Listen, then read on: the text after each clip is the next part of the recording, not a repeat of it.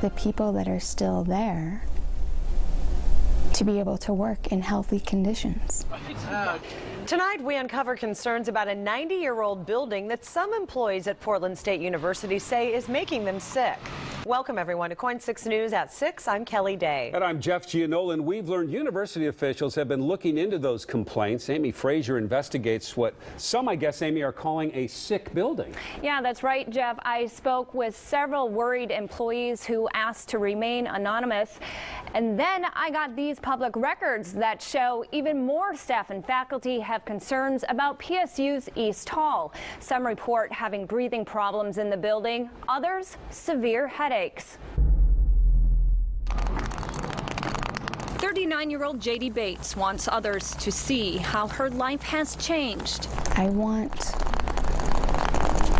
attention to this matter. I want the people that are still there to be able to work in healthy conditions.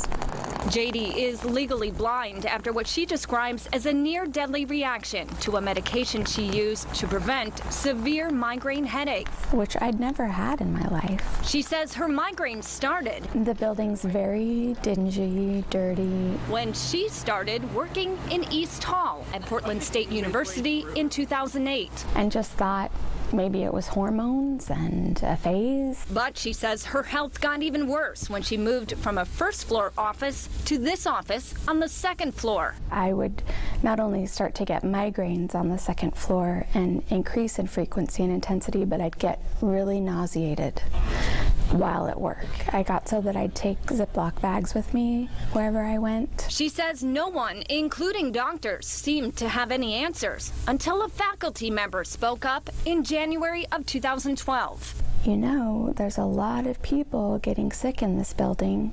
Have you ever thought it might be your work conditions? Well, that floored me and shocked me because it didn't ever occur to me. Something we decided to ask university officials about. Have you heard complaints from staff and faculty at that building about their health related to the building? We've heard complaints regarding the air quality for about the last year and a half from 10 to 15 faculty staff in that building. In fact, our public records request reveals this 2012 letter to PSU, signed by 13 staff and faculty demanding comprehensive environmental testing for mold in East Hall. In the letter, employees call East Hall a sick building that has seriously impacted the health of some people who work there, especially those with asthma. Others report respiratory problems and coughing. Originally built in 1925 as an apartment building, we're told about 80 people work in East Hall with steam heat, no air conditioning, and mainly windows for ventilation. Poor indoor air quality, according to federal OSHA, can be tied to symptoms like headaches, fatigue, and eye, throat, and lung irritation. There aren't specific standards for indoor air. But even scientists tell us it's often hard to say whether indoor air caused the employees to feel sick. Everything from toxins to work stress could be factors. We've seen indoor air quality in the last 30 years really move away from the idea that we can sample and detect everything, which will immediately tell us what's going on.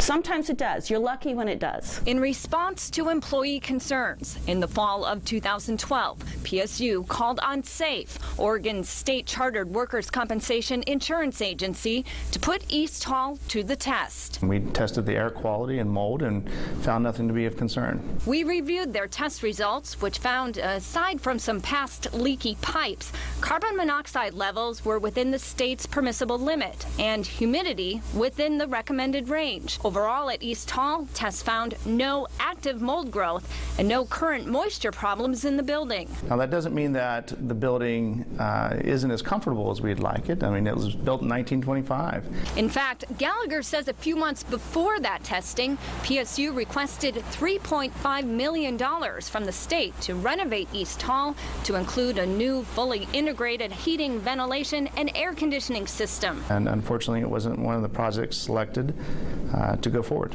He says they'll consider trying again for that project next summer. You do this testing, you don't find anything, you still have these concerns. How do you balance those things?